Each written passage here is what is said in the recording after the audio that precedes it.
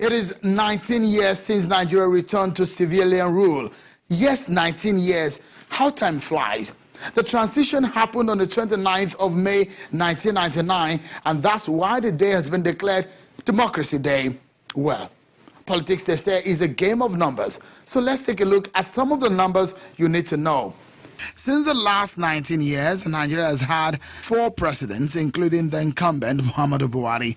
At the last general elections, Nigeria has about 68 million registered voters, and since that election, a lot has changed.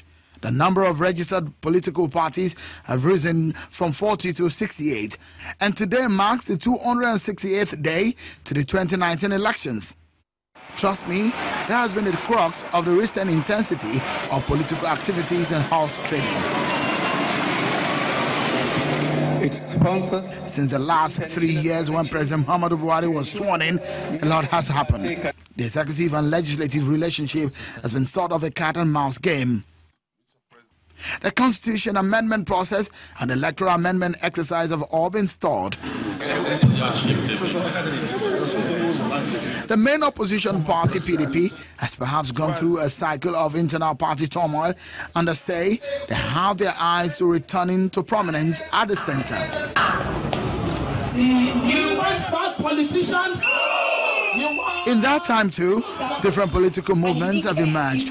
One led by former President Olusegun Obasanjo. If you ask him about his general friend, he will tell you, frankly, what he feels. The man who has taken over from Jonathan has not met the expectation of Nigeria. But if you ask big wigs within the APC, their conviction about 2019 is very strong. I'm confident that we're going to win the 2019 election. For close watchers, a few boxes need to be checked to assess the Buhari government, which is 3 years old this month, including some of the highlights of what they promised. Is security better? Is the government really fighting corruption as promised? Has the Nigerian economy improved and shown great prospects now?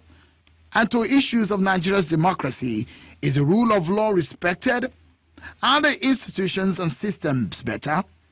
The fight against corruption, for example, is a major one, but how far?